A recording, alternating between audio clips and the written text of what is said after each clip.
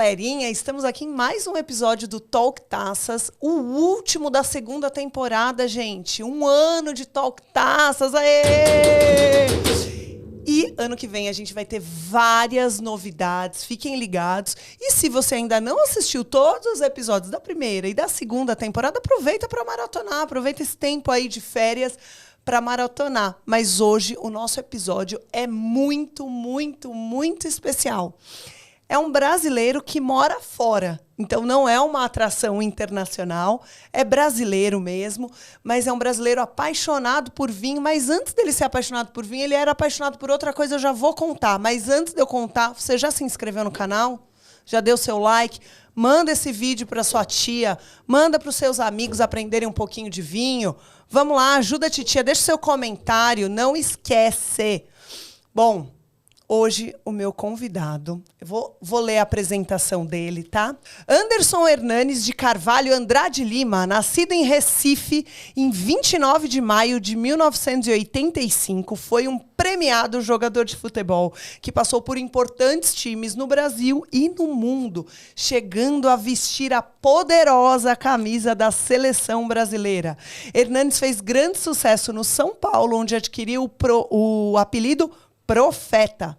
Desde 2022 está aposentado do futebol e mora na Itália, onde começou a produzir vinhos. E a gente vai falar tudo. Hoje a gente ainda não está bebendo, mas daqui a pouco chega o nosso vinho que a gente vai beber o vinho dele.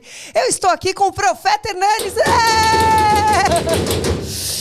Super obrigado pelo seu tempo. Eu sei que quando você vem para o Brasil, é super corrido, tem uma agenda cheia. Obrigada mesmo por ter aceitado aí o nosso convite. Está aqui hoje falando um pouquinho de futebol, um pouquinho de vinho com a gente. Obrigado você pelo convite. É realmente um prazer poder ter esse espaço para falar um pouco da minha trajetória no futebol e no vinho, que agora é o meu foco nessa etapa da minha vida. Hoje a gente vai tomar um vinho seu mesmo, feito com a uva Barbera, né? Isso, Barbera da Superior e cada profeta. Então, e é isso, vamos degustá-lo daqui a pouco. Aí eu vou falando para vocês. Eu sou uma pessoa sincera, hein? Se eu não gostar, eu vou falar. E é isso aí. Imagina, em rede, olha, dá pra ser melhor, hein? Mas enfim. Eu sou um cara muito crítico, né? No futebol eu tinha uma autocrítica muito grande, queria ser o melhor, fazer o melhor sempre. Quando não estava satisfeito, eu era o primeiro a me cobrar e tentar corrigir para melhorar, né? Então, não é diferente com o vinho. É isso, é o que a gente tem que sempre, né? Fazer sempre o melhor. Antes da gente começar a falar de vinho, vamos começar entendendo da onde, até porque você usa o nome, né, Profeta, inclusive nos vinhos. Da onde veio esse apelido? Veio de uma situação que, quando eu jogava aqui no Brasil, no São Paulo, aqui a gente era obrigado a dar entrevistas toda semana. E geralmente eu saía um pouquinho da caixa quando dava as entrevistas, né? Falava de uma maneira um pouco diferente, reflexiva. Citava também alguns versículos da Bíblia, sou um apaixonado, grande leitor também da Bíblia. Então, e aí o jornalista Thiago Leifert, que era nesse período, começou a transmitir o Globo Esporte, né, que era o jornal esportivo mais assistido no Brasil. E aí ele fez esse quadro, né? Cada vez que eu ia falar, e que eu tinha falado na entrevista alguma coisa diferente, fora do comum, assim, ele colocava lá uma charge, né? Hernanes o Profeta, né? Na minha foto. E aí, enfim, pegou. Cada semana ele repetindo essa coisa. Pegou. Só que teve uma situação também interessante, né? Porque o quadro veio à tona assim, Hernanes o Profeta. Só que ele diz que ele não queria colocar Hernanes o Profeta. Ele preparou para colocar Hernanes o filósofo ou o poeta. Agora não lembro qual era o adjetivo, né, que ele queria me dar. E ele deixou para finalizar o quadro, né, para o dia seguinte com um colaborador, um colega de trabalho dele lá. E aí ele foi para casa, quando voltou no outro dia, estava Hernandes o Profeta. Então, Foi alguém, então. Nem foi o Thiago Lai, foi alguém, verdade. sabe Deus quem, que te Não, deu eu sei, esse nome. até sei. Mas agora, Alguém que trabalhava lá, que botou, inventou, botou, e aí ficou. Já estava pronto, não dava para não mudar. dá para mudar, e aí pegou. E foi legal também por essa situação, né? Como eu também era um cara cristão, seguia muita Bíblia e tudo. Então, assim, teve uma... Você ficou feliz com isso? No começo não, porque era... eu achava que era tiração de sarro, né?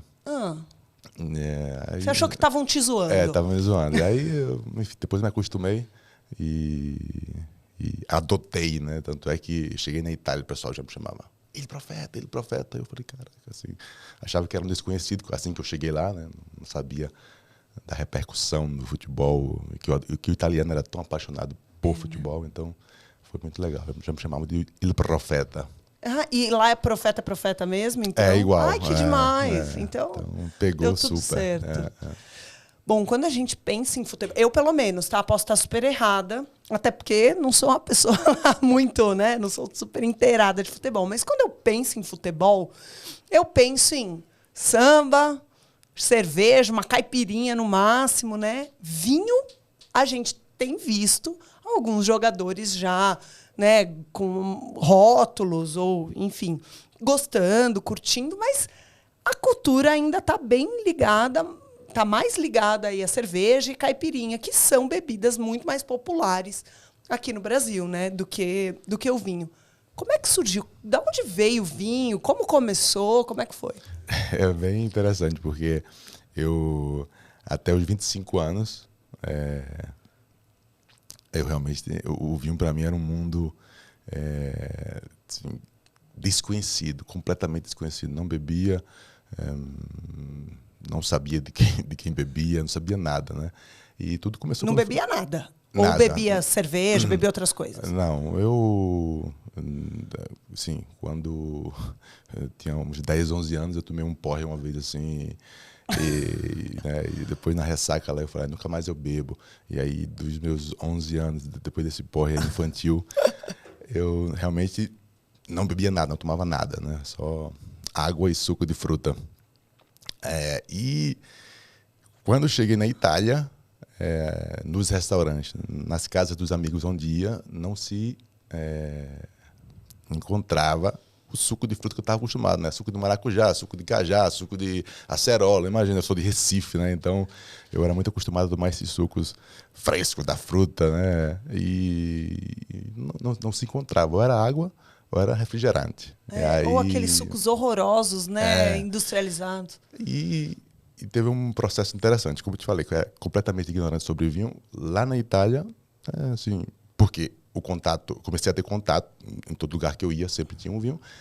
E aí eu descobri que o álcool, que o vinho não era um produto industrializado, né? Porque na minha cabeça era algo assim... Alguém botava álcool. Alguém botava álcool, que era a indústria, né? E eu, assim, eu era um cara muito esportista, disciplinado, atleta. E, né? Atleta, isso. E eu, assim, gostava das coisas mais naturais possíveis, né? Não gostava muito da indústria. Então, e aí, quando eu descobri que assim, o vinho talvez o alimento, porque na Itália é considerado assim, alimento mais natural possível, claro, tem alguns vinhos que são modificados, tudo, mas de base o vinho é natural. E o processo alcoólico é um processo natural do vinho, da fruta, né? Aquilo destravou minha cabeça. Eu falei, é sempre suco de fruta, né? Isso. Pessoa, né? É assim, é por isso que eu tomo tanto vinho. Porque eu sou uma pessoa que gosta muito de suco. Querendo se enganar. Né? E aí destravou minha cabeça, porque realmente tinha também esse preconceito, né? Assim, não quero, não sei o quê. E era ignorante. Então, ali deu start. E aí a minha curiosidade foi me prendendo e aí eu queria realmente descobrir se cada vinho era diferente, se realmente sentia assim, como era feito. Então começou essa busca mais aguçada pela curiosidade. Legal. Aí depois que descobri que realmente era diferente, que era isso, que era aquilo. Aí fui me apaixonando, me encantando, aí comecei a visitar as cantinas, as vinícolas, e aí um caminho sem volta. E você então, você está me dizendo, a gente está falando de que ano mais ou menos, que foi quando você foi para a Itália? É 2010, Tá. E aí comecei a experimentar assim, foi 2011 ou quase 2012, já... Então você antes não tinha o costume de beber nada, outras coisas alcoólicas não bebia. Não. Então você já começou no vinho. Isso. E vinho italiano. Vinho italiano. Sim, já começou super bem. Bom, mas aí um hobby que você foi aprendendo, gostando, de repente, em que momento virou sua chave para falar, acho que vou trabalhar com isso, vou investir nisso, não quero só degustar, que seja só um hobby, eu quero mais.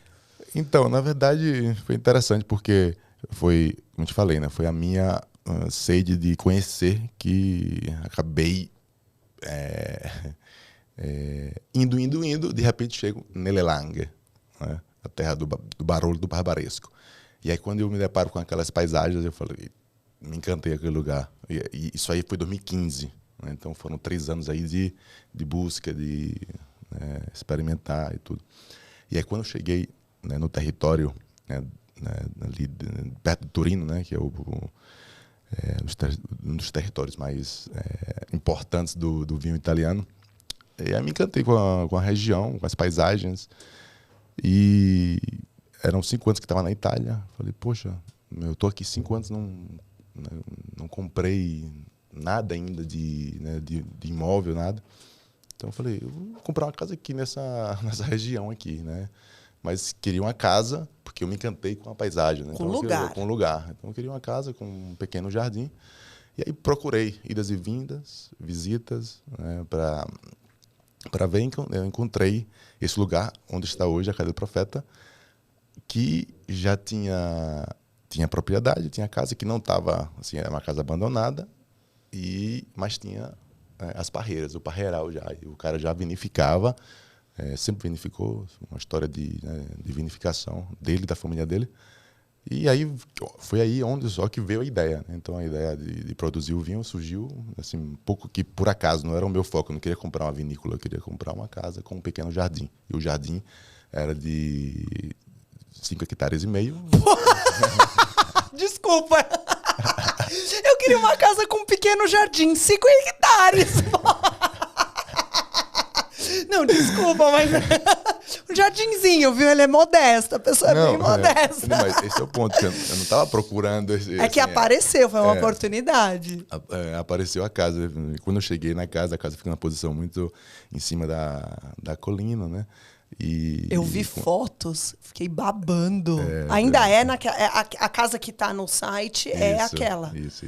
Que estava abandonada, então. Estava abandonada, a gente destruiu e refez tudo. Ah, né? tá, vocês refizeram.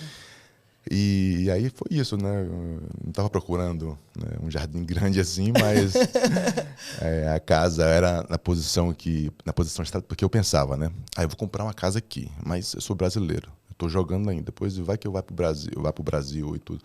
Como é que eu vou usufruir desse bem? Então eu queria uma casa que tivesse, que geograficamente fosse no ponto estratégico.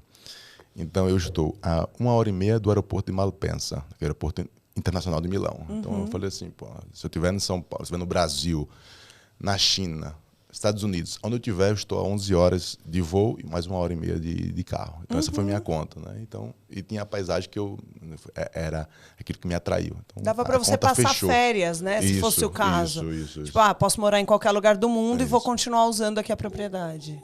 Isso. E eles vinificavam lá, na propriedade, ou em outros lugares? Não, era próximo, né? Assim, estamos falando de uma colina, você vê a casa, né, que eles usavam para fazer a vinificação. Então pegava a uva e levava até lá. Que eu não vinifico lá agora nesse lugar, mas eu já adquiri essa propriedade para futuramente reformar, porque esse senhor hoje ele é meu pai adotivo, né? Realmente criou uma relação muito, muito bacana e hoje ele trabalha com a gente porque ele é agrônomo, sempre fez vinho. Conhece a terra como ninguém, isso, né? E ele foi uma pessoa muito importante para mim entrar nesse mundo. E ele está com a gente e adquirir essa propriedade, essa outra propriedade dele. E agora tem que reformar e tudo para poder vinificar lá. No momento a gente não vinifica lá, né? Vinifica em uma outra. Em uma outra. Eu tô com sede, produção. Vamos beber? Boa ideia. Vamos beber. Mas então começou, puxa, uma oportunidade. Tinha ali um parreiral. Vamos botar essa casa. A casa, então, ainda era uma casa para uso da sua família. Uhum. Só que hoje as coisas estão diferentes, né? Como é que foi essa evolução? E a evolução foi isso. Porque eu tinha um hobby, né? Eu era muito concentrado no futebol, né? Então, eu só fazia uma coisa. Treinar, jogar, viajar, concentrar. Ou seja, futebol. E a outra parte era fazer uma visita numa vinícola. Seu tempo livre era? O tempo livre era para ir jantar ou almoçar num restaurante legal, para comer uma comida boa, para tomar um bom vinho. Então, esse era o meu hobby, né? E nesse lugar, nesse território, né? Eu vi que tinha um turismo muito assim, grande de estrangeiros, né? Suíços, noruegueses, do norte da Europa, né? Iam muitos ali. E eu, quando falei para o arquiteto, faz aqui um projeto que pode ser a minha casa, mas quem sabe no futuro possa ser adaptado para fazer um relé, uma coisa que eu estava, eu te falei, né? Já estava mirando lá na frente. Estava mirando, porque assim, eu estou jogando ainda, então não vai dar para usufruir tanto, não sei o quê. Então faz esse projeto aqui, né, com essas duas frentes, né? Ou para ser uma coisa ou para ser outra. E aí ele fez isso. E no momento que amadureceu mais essa questão, porque esse é o ponto. Eu adquiri em 2016 e desde 2016 a gente começou já a fazer o vinho, né, a vinificar, mas só em 2020 que ficou pronto toda a estrutura, né? Então, quando ficou pronto, já eram 4 anos que estava vinificando. Então, ou seja, já estava realmente totalmente tomado por essa atividade e tudo. Então, aí foi... Já começou a mudar, né, o projeto. Começou a mudar, isso. Então, começou ali, uma casa de campo, de repente já estava 4 anos... Vinificando. Puxa, acho que dá pra gente fazer diferente. Olha, gente, olha que chique, Efraim. Olha que linda a embalagem. Olha, tem até a sua assinatura aqui no rótulo. Isso. Hernanes, depois eu coloco a foto para vocês verem. A gente está falando de um 2017. Ele é as uvas são da sua propriedade? Isso. Então, aqui foi na safra seguinte a compra. Isso. A gente vinificou em 2016, só que ele... eu não tenho mais... Bebeu tudo! Não, jogando, viajando e tudo, nem me atentei para assim, guardar umas garrafinas a mais, né? Só sobrou uma para mim. Em casa só tem uma de 2016, então não pude trazer. Essa relíquia. Essa relíquia. 2017 também na Itália não tenho mais, só tem aqui no Brasil. Então... Ixi... Quem tem, gente. Tá vendo? E foi o segundo ano. Então, esse aqui, como eu falei antes, é um Barbera superior. Então, ele ficou envelhecendo. E tem uma coisa também, um detalhe. Porque, como eu te falei, né? Eu não sabia nada sobre vinho aqui no Brasil. Então, tudo que eu aprendi sobre vinho foi primeiro em italiano. Então, eu tenho muita dificuldade... De traduzir os nomes. Não é marra, né? Não é então, se eu cometer alguma coisa... Tá tudo certo. Você me corrige. Tudo bem, é isso. Estou acostumado, sou amiga da Luciana Gimenez. Lembra da Luciana Gimenez que ela falava? Eu esqueço as palavras em português. É isso. Olha... Então, ele ficou envelhecendo? 1 ano, né? 1 ano, 12 meses. Barriques. E o que é legal, as parreiras são velhas, né? Vinha velha, de 18 anos. Isso, porque como eu te falei, o cara já plantava lá. Ele já plantava, vinificava, então são uvas... Madame, s'il vous plaît. Ó, que chique, que orgulho, gente. Obrigada. Eu adoro vinho italiano.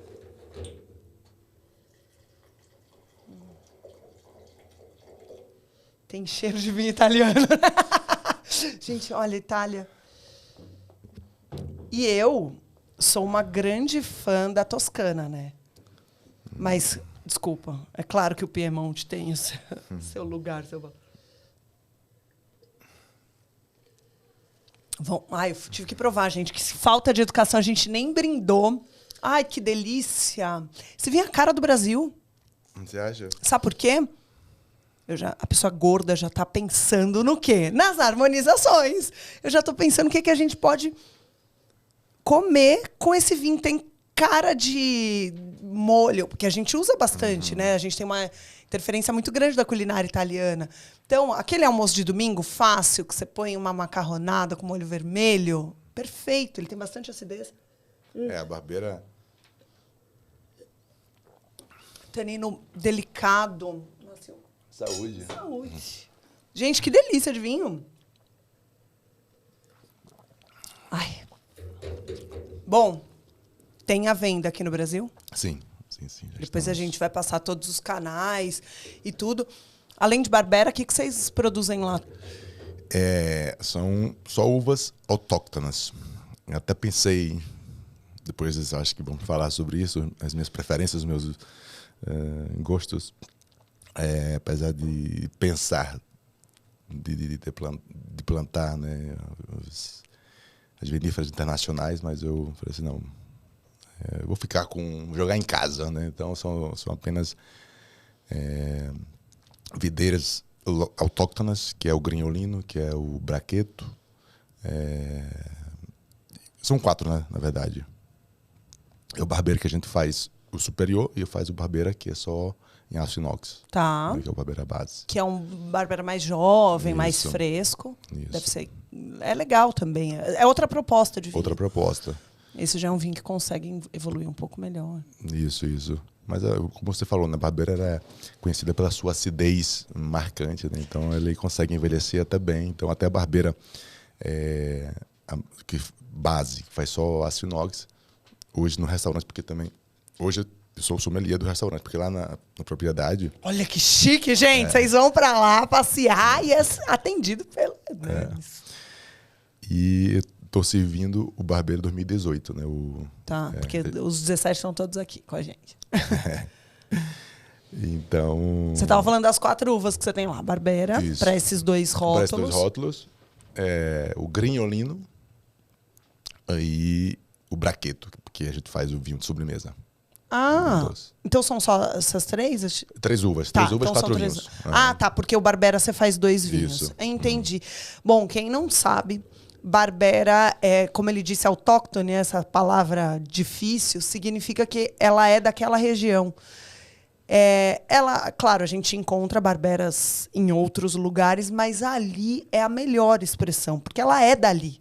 Ela está em casa, né? Então, não só o terroir, mas as técnicas de vinificação são bem importantes aí para que a gente tenha um Barbera legal. E é o Barbera d'Asti, que é super, né, a denominação, enfim.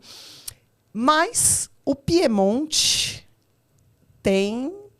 O Piemonte, né, como um todo, tem alguns ícones aí. Tem projeto de expandir, quem sabe vir um Barolo Profeta...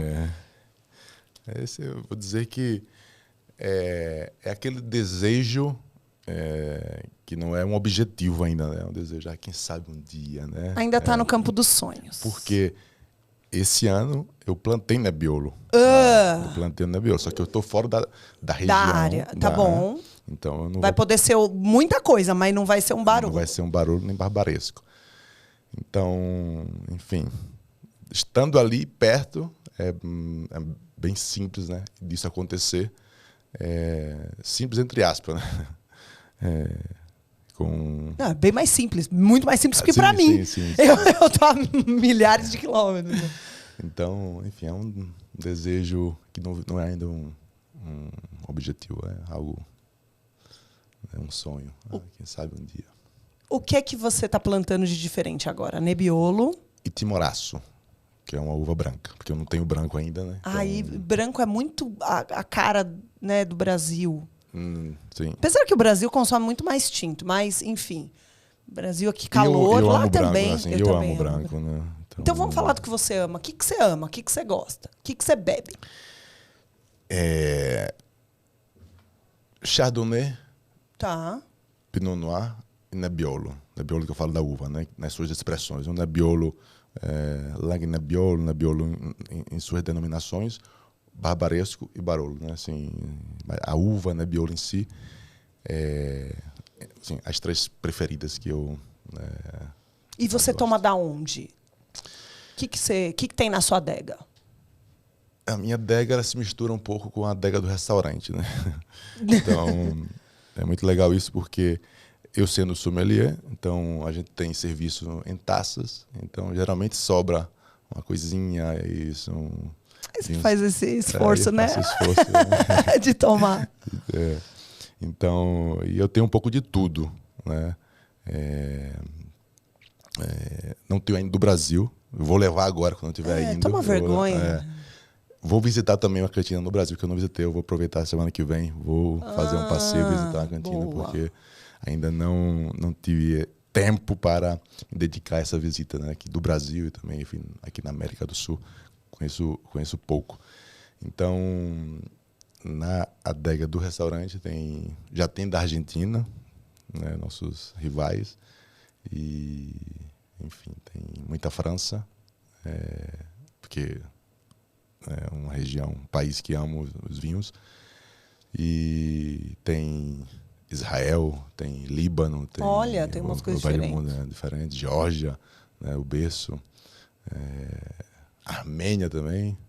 Então, sim, eu gosto de diversificar um pouco, né, de ter uma proposta diversificada. Quando que você foi estudar vinho? Porque aí você foi efetivamente fazer um curso? Isso. Foi depois de 2015? Olha, eu sou um cara muito prático, né? Eu gosto muito de fazer frases, obviamente, do profeta. Então, eu costumo dizer que nossa vida ela tem que ser 95% prática e 5% teoria. Então, os meus estudos foram, afortunadamente... Aos meus estudos. Também, mas estando lá eu tive a chance, e sendo jogador, as portas se abriram, assim, né? Então, onde eu queria visitar uma vinícola que seria, talvez, se eu fosse ligar e tal, não teria acesso, mas eu visitei Gaia, visitei Conterno, visitei na França, né, algumas vinícolas importantes também. Então, para mim, essa foi... Assim, eu até me arrepio quando eu lembro de um produtor chamado Roberto Voercio, que faz grandes barolos, né? Pra você ter ideia, ele faz uma barbeira d'Alba, só faz em manho e sai da adega dele, a garrafa custa 200 euros, assim, sai dele, né? Então o cara é histórico e de La Morra.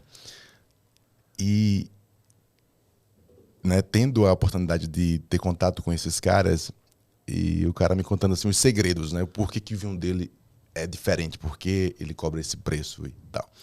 Então, aí o cara fala, porque eu planto assim, ó, são 60 centímetros de uma parreira para outra. Eu deixo somente 2 quilos por cada uva. E eu faço isso, eu faço aquilo, eu faço aquilo. Então, isso para mim, eu falo, gente, é difícil você ter esse tipo de contato, esse tipo de ensinamento direto da fonte. Direto da fonte, né? Então, foi um cara, assim, que teve essa sorte, né, de estar inserido nesse contexto e ter a oportunidade de aprender, né, assim, não numa sala de aula. Né? Depois,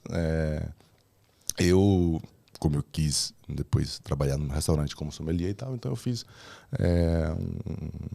cursos para aprender um pouquinho, os 5% de teoria para fazer o serviço. Já aposentado, aí você já não jogava mais. Não jogava mais, isso. Quando eu jogava, até tentei fazer, só que na época, aquele da AIS, né, LAIS, Associação Italiana de Sommelier, comecei a fazer, mas era muito pesado, muito puxado, era 3 vezes por semana e tal, à noite, depois de treinar, aí eu fiz alguns meses, preparei, não dava, né? Aí agora, depois que eu me aposentei, e fui fazer assim, mas só para preencher essa lacuna do conhecimento teórico, né?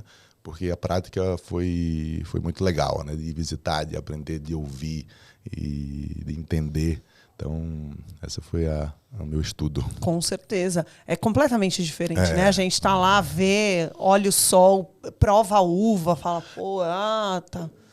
Para mim, a lição, assim, uma das mais importantes foi quando... Porque você experimenta esse vinho aqui e percebe as especiarias nele, né? Você fala, será que colocaram a essência de alguma coisa, né? Assim, da onde veio esse... como eu te falei, eu era ignorante, né? Então, não, é ignorante no sentido próprio mesmo, não pejorativo. Isso, é isso, de não conhecer. Não ter conhecimento algum, né? Então, quando eu deparava com esses vinhos, eu perguntava, né, para os meus amigos na época, mas colocaram a essência de alguma coisa, né? De morango, sei lá, de baunilha e tudo. E então uma das lições ou aulas mais legal foi quando eu comprei a propriedade, e aí quando dá ali julho, agosto, né, que época de colheita, época né? da colheita, aí eu fui experimentar cada uva, né? E na época quando eu comprei tinham 4 uvas, tinha também Dolcetto. E aí o Dolcetto era um vinho que eu tinha tomado e eu nunca tinha me agradado. Aí beleza, fui experimentar as uvas. E eu vi que cada uva tinha um sabor diferente, tinha um tamanho diferente, tinha uma casca diferente. Não, e às vezes a barbera desse lado de cá é diferente da barbera do lado dali. A gente está falando de 3 metros de diferença uma da outra. Que parece viagem quando você... Parece viagem, parece coisa de... parece que é frescurice. Isso aí é... Então, e aí quando eu experimentei a uva Dolcetto, eu entendi porque eu não gostava do vinho, porque a uva não tinha doçura nem tinha acidez, era uma uva aguada, só tinha assim, né? Neutra, né? Neutra, uma laminha. Eu falei, então eu entendi por isso. Então aquela aula aí foi muito esclarecedora para mim, né, de experimentar a uva que faz o vinho. Pois é completamente diferente, né? Você chegou a morar nessa casa, viver? O ano passado. Né, o ano passado foi literalmente a nossa casa, porque eu parei de jogar meio que assim eu queria jogar ainda mais 1, 2 anos. Estava aqui jogando no Brasil. Fui para lá de férias, depois da pandemia. Eu estava sem documento, meu documento estava vencido. E na pandemia só entrava quem tivesse, né, a permissão para morar e tal. Então eu não podia ir. Quando acabou a pandemia, aí eu fui de férias. E acabou a temporada aqui. Quando eu cheguei lá, finalmente, que eu te falei, ficou pronto em 2020. No meio da pandemia, né? Aí, então. 2022... 2020 eu tinha visto assim quase acabada. Quando foi 2022, depois da pandemia, quando eu pude retornar, eu vi acabado. Eu falei, cara, que ficou muito legal. Eu falei, não vou voltar mais pro Brasil. Já era. Já era. Alô, Brasil, tchau. Aí eu pedi 15 dias, eu falei assim, deixa mais 15 dias aqui pra eu pensar. Você tava jogando ainda? Eu tava de férias, né? De férias, em teoria, eu teria que voltar para renovar o contrato e jogar ainda. Você tava em que time? No Sport, de Recife. E aí vi pronto, eu falei, cara, não vou, então vou ficar por aqui mesmo. Que meus filhos estavam lá também, né? Então, eles ficaram lá, moravam lá? Moravam lá, né? E aí, enfim, parei de jogar assim, do nada, né? Não do nada, porque... Já era uma decisão tomada. Então esse é o ponto, que eu queria, assim, tava se aproximando, né? Mas eu queria jogar ainda mais 1 ano, 2 anos, né? Mas eu sabia que estava perto do final. Então, eu falei, mas eu vou parar agora. Então, não tinha decidido a casa que eu ia morar e tal. Enfim, falei, tem essa casa aqui, vou morar aqui. Então, eu morei ano passado lá. Nós moramos, eu e minha esposa. E passamos esse ano lá. E esse ano estava para nascer nosso filho. A gente falou assim, vamos procurar um centro mais... uma cidade com estrutura um pouco melhor. E aí mudamos para Turim. Então, eu morei ano passado lá. Entendi. Então, a sua decisão de aposentadoria, desculpa, foi muito baseada nessa paixão, quando você chegou lá e viu feito, pronto, falou, cara, não, é isso. É isso. Porque é difícil, né? Deve ser. Eu ainda não me aposentei, espero que em breve. Mas deve ser difícil você abandonar. Puxa, você jogou futebol desde sempre, né? É o que você sabe fazer. Aí, de repente, você fala... É difícil largar o osso, né? Pendurar a chuteira, literalmente.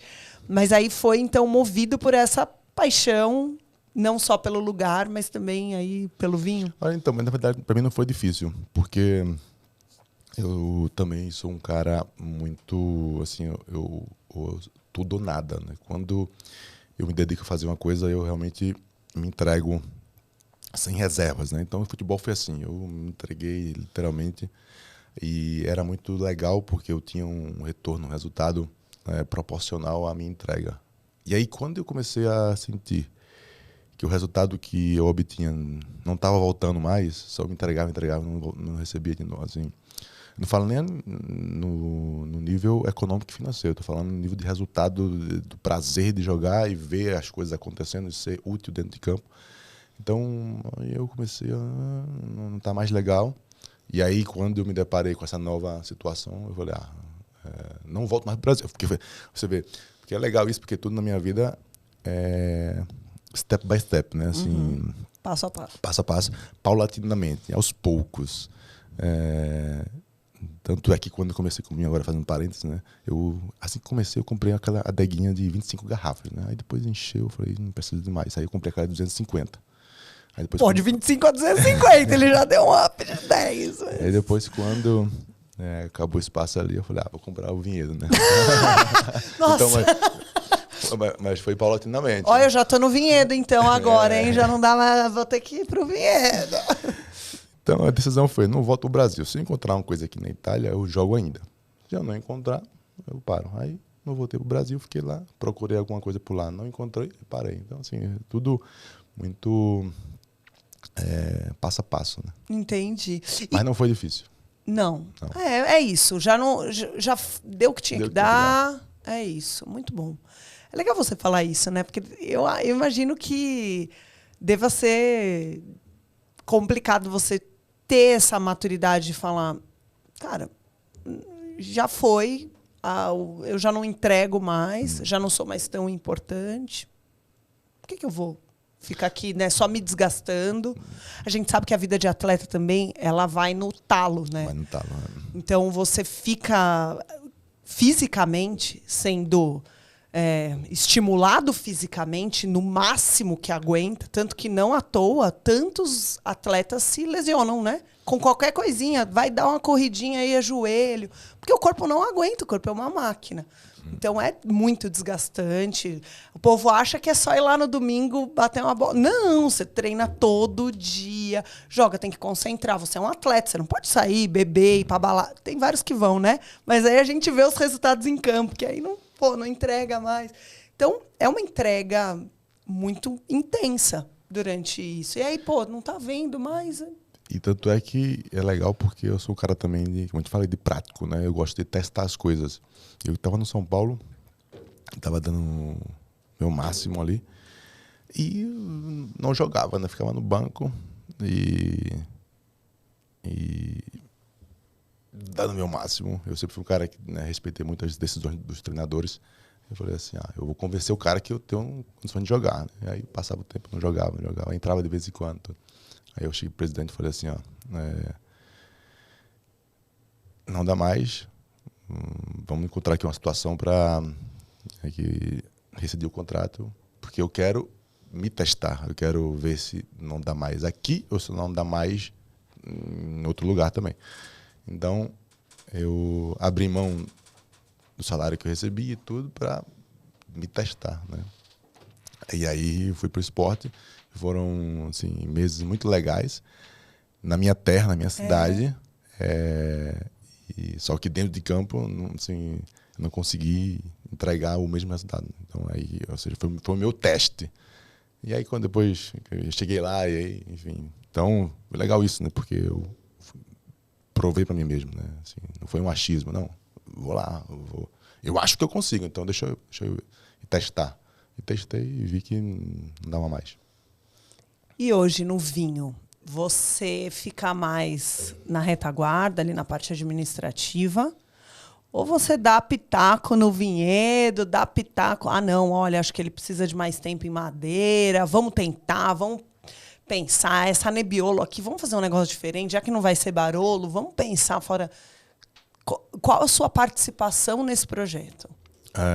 Do pitaco, né? Assim, temos o enólogo, mas eu tenho o meu gosto já amadurecido e definido, ser o que eu busco num vinho. Então, eu dou pitaco. Fiz testes, muito teste, né? Porque, por exemplo, na primeira safra, eu fiz uma coisa muito interessante que eu fiz. Como eu não tinha a vinícola, eu peguei a uva, a gente colheu e entregou para dois produtores diferentes. Uma parte a gente, né, vinificou em casa. Só que eu não morava lá ainda, não estava pronta a casa ainda. Isso foi em 2016, primeira safra.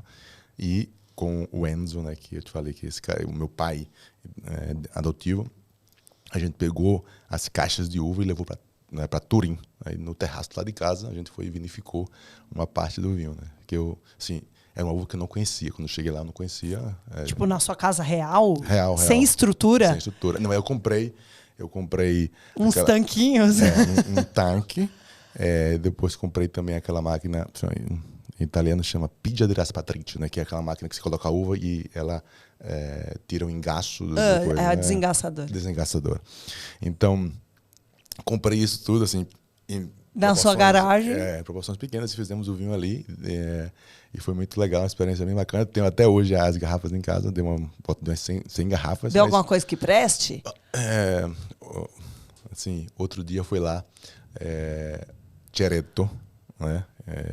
Ceretto é um dos grandes nomes do vinho lá do Piemonte, né? Tem uma cantina vinícola que é histórica, faz barulhos incríveis e tudo. E ele foi lá no nosso restaurante comer e ele falou assim, eu quero experimentar o Grignolino, né? Porque lá no Piemonte todo mundo conhece, né? A uva e era o vinho da mesa dos anos 60, 70. Então eu quero tomar o Grignolino. Aí eu trouxe essa garrafa sem etiqueta. Você é ousado, hein? Abusado. Eu falei assim, eu vou te servir, não vou falar nada sobre o vinho. Depois que você experimentar, degustar, que eu vou contar a história. E aí ele tomou, nossa, dá. E eu falei, esse é um Grignolino 2016, feito na minha varanda lá em Turim. Eu falei, sério, não acredito e tal. Então, assim, deu uma coisa que preste, foi muito legal. Foi muito legal. Demais! Da próxima vez que ele vier pro Brasil, ele vai trazer uma garrafa dessa para eu provar. Quero só ver, viu? Você tá fazendo promessa aqui. E isso que eu estava te falando, né? Porque eu gosto de experimentar, de testar, para saber o potencial que a uva tinha. Então, fiz 3 vinificações. Coloquei o Grignolino na barrique. O Barbera, que ia ter somente Barbera superior, porque conversando com um piemontês, ele falou assim, atenção, Barbera não passa na barrique, não passa na madeira. Aí eu falei, eita. Mas eu ia fazer tudo, já tinha comprado 12 barriques para fazer tudo, né, o Barbera superior. Aí eu ouvi o conselho do cara, eu falei, fiz 3 barriques sem passagem. E, então, assim, eu gosto de testar e eu dou pitaco, né? Tanto é que a safra passada foi a melhor, porque eu estava lá presente, né? Eu estava sempre jogando, né, nas outras. Então, eu falava tudo, mas não podia acompanhar. E naquela lá, eu estava lá e eu falei assim, o Barbera, eu quero com menos, mais uma palavra que eu não sei como é, travaso, né? O travaso é quando o vinho está lá no tanque e você tem que tirar ele, porque os depósitos, né, vão se acumulando e aí tem esse processo que você faz o travaso, que eu não sei como é que chama. Que é para tirar as borras? Para tirar as borras, né? Aí você transfere para outro daqui a pouco vem o nome.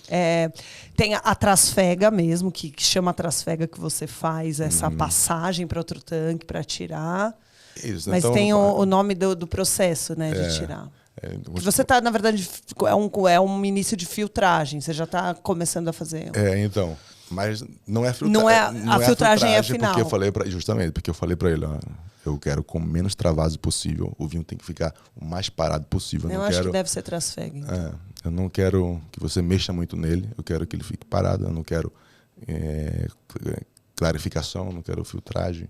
Assim, então, e eu estava lá para conferir que ia ser assim, né? Enfim, dou pitaco, porque eu quero eu sei o gosto que eu quero, né, para o meu vinho. Então, assim, eu gosto de participar. E a levedura? Vocês usam da região também? Sim. Não. Lá a gente fala indígena ou... É isso, aqui também. Não é indígena, né? Não é indígena. Tá. Não, porque pelo que você tá pedindo um vinho Claro, passa por madeira, não é, mas mínima intervenção, Mínima né? intervenção, isso. Mas é agora, 2022, né? Então, assim, essa aqui foi feita... eu que pedi na Barrique, por exemplo, mas agora, com a próxima superior, barbeira superior, eu quero fazer já nas botes, né? Nas barricas maiores. E... Porque eu gosto de... Mas ele não tá, viu? Não tá, porque ele Não já, tá, já amadureceu bem e já foi a segunda passagem dessa barriga aqui, né? Quanto maior a barrica, menor a interferência de gosto, né, e de aromas, ela vai aportar o vinho. Então, quanto menor, maior a superfície de contato, vai passar mais coisa. Então, quando ele fala, não quero tanto aporte. Mas aqui não tá. Não. Nem no nariz, nem na boca. Verdade. De você Era a falar, segunda- nossa, mega assim, madeira, não. chá de madeira. E... Enfim. Enfim, do Pitaco. Fiz testes e... Coitado do Enzo. É Enzo, né? Ele foi ele que foi usado para fazer essas diversas experiências, levar as uvas para Turim e fazer outras experiências também. O cara tá lá produzindo há vários anos. Aí chega o brasileiro louco, que era jogador de futebol, não tinha nada a ver com vinho. Aí fica dando pitaco, compra a propriedade dele, fica dando pitaco, quer fazer vinho na garagem. É isso. E ele é legal porque ele topou, né? Assim, topava... Não... A gente não sabe como ele te acha doido, mas o quão doido ele te acha, mas é que ele topou, ele topou. É verdade, é verdade. E o futebol, você parou de jogar, mas você ainda tem alguns projetos relacionados a futebol, né? Não como jogador. Então, agora, assim, até falaram, o Hernando voltou a jogar, né, e tal, mas não é voltar a jogar porque eu estou jogando, assim, numa categoria muito amadora, né? E não treino, é só final de semana, então é uma coisa assim muito amadora, né? E o pessoal falou, né, voltou a jogar, até na Itália saiu muitas matérias e tudo, mas não é voltar a jogar, né? O jogar que eu conheço é totalmente diferente. Então isso começou agora recentemente, em outubro, né? Porque eu conheci o presidente desse time aí, que o cara virou um cliente do restaurante, habituei, o cara vinha sempre.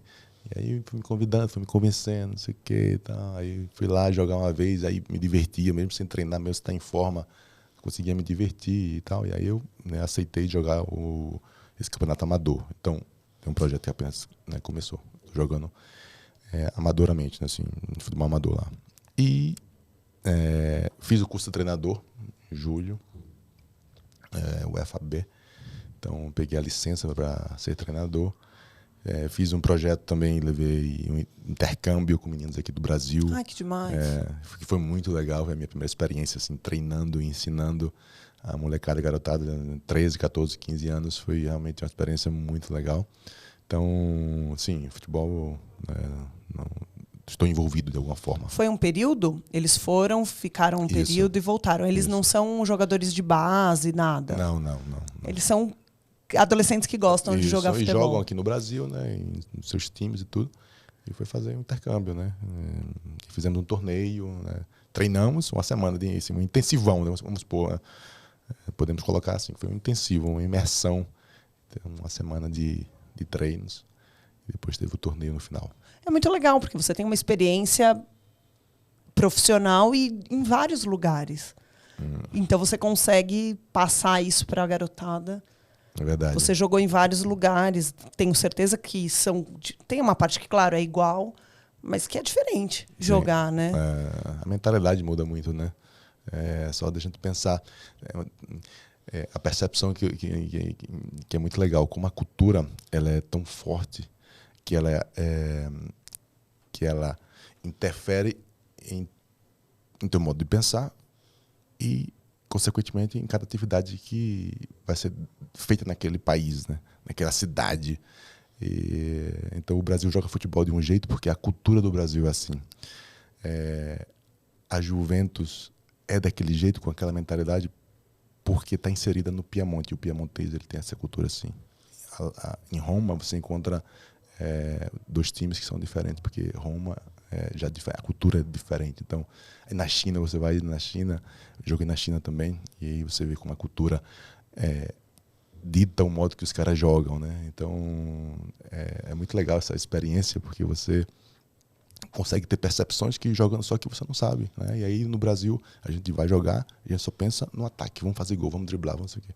Aí chega na Itália, aí o cara falou assim, a primeira coisa que ele falou, que um jogador, não foi um treinador, ele falou, olha, só presta atenção no seguinte, porque aqui na Itália a gente primeiro pensa em não tomar gol, em se defender. Se a gente fizer, depois é lucro, né? Mas vamos primeiro não tomar. Então, e aí quando você mora lá e você percebe que o italiano é muito defensor da sua história, da sua cultura, do seu território, né? Então é tão difícil. O projeto Casa do Profeta demorou 1 ano só para pegar permissão para construir, porque tem a paisagística, aí você tem que ser aprovado o projeto, não sei o quê. Então, o italiano é assim, então a cultura influencia muito, né? Então, enfim, realmente a experiência em diversos países e cidades é muito legal. Puxa, faz todo sentido. E influencia em tudo. E aí você não contou como é que você foi parar no restaurante. Porque tenho certeza que até nisso influencia. Uma coisa é você abrir um restaurante no Recife, ali com Brasil, tal, praia. Outra coisa é no Piemonte, outra coisa... Como é que veio esse projeto de você abrir o restaurante? Foi concomitante aí com a compra da propriedade, abrir a vinícola? Foi quase, porque quando eu percebi que iria jogar por algum período ainda e já tinha, na verdade, aberto meu primeiro investimento fora do futebol foi um restaurante. Eu abri aqui no Brasil, Fernando de Noronha. Ai, que legal! Em parceria, né, com os amigos, em sociedade, e aí iniciamos, assim, foi em 2015, né, que começamos, em 2017 ficou pronto tudo. Ok, então já tinha ali era um ramo que eu... Já tinha um pouco de know-how. E, como eu te falei também, era o meu hobby, né? Eu não estava jogando, estava indo no restaurante ou na vinícola, né? E aí... Concomitante que você falou, né? Quando eu estava comprando a propriedade, eu conheci um cara que foi muito importante para mim, que era um sommelier que trabalhava no restaurante mais importante de Turino, brasileiro. Olha. E aí, né, nasceu uma conexão bacana. E eu estava justamente comprando essa propriedade, então a gente começou a conversar isso, aquilo. Ele me ensinou muito, né? Tive uma experiência grande, mais de 30 anos aí no mundo do vinho. E aí o primeiro projeto para fazer um restaurante lá nasce com ele. Eu falei assim, eu estou pensando em fazer isso aqui. Você não quer vir trabalhar comigo? Vai ser o manager aqui. E aí ele topou e veio. E aí, como eu te falei, demorou 1 ano para a gente iniciar, né, o projeto, porque tinha 1 ano que a permissão do projeto não nos era dada. Então, nesse processo, a gente começou a comprar vinhos para fornecer a adega do restaurante. O restaurante já começou a funcionar logo que você teve a ideia, foi? Já começou? Não, o projeto, né? Aí eu chamei o cara, aí o cara veio. Topou. A gente começou a comprar os vinhos, né, para assim, quando abrir o restaurante, né, temos aqui cara, não tinha, o restaurante não tava, mas o vinho já tinha. Vamos comprar, boa desculpa. E começou a comprar o vinho e estocar na minha garagem. Não sei nem o que eu vou servir, mas o vinho a gente sabe. É verdade. Não sei o que a gente vai comer. E aí, passa 6 meses e nenhuma notícia do que aconteceria com o projeto, né? Se seria aprovado ou não. E a gente começou a ficar preocupado. E agora? Ele não estava trabalhando mais, ele saiu do emprego, pediu demissão do emprego, né? Para ficar no seu projeto. E a garagem cheia de vinho, a gente falou, cara, vamos abrir aqui um restaurante aqui em Turim, assim, não um restaurante, uma enoteca. Enoteca lá, uma loja de vinhos com alguns pratinhos, né? E aí, beleza, começou o projeto. Ele, a esposa dele e um cozinheiro. E aí nasceu a Luogo di Vino, né? Que hoje tem 7 anos, né? Que foi o plano B, assim, porque o plano A não foi para frente, né? Então, e aí agora já tinha mais essa outra experiência. E depois e que, enfim, veio a permissão, aí começou a construção, aí demorou 3 anos, depois veio a pandemia, enfim, aí já estava aí com... Mas ela continua. Foi lá em 2016. Abrimos o restaurante da Cadeia do Profeta, né, porque agora nós temos também um restaurante lá. Né, temos os quartos, né, um relé, né, temos os quartos no restaurante e temos, né, as parreiras. Quantos quartos são? 5. Nossa. E E esse restaurante é aberto para não hóspede? Sim. Então, se você vai para a região, você, ainda que não fique hospedado lá, consegue ir ao restaurante, tomar os vinhos e tudo mais. Sim.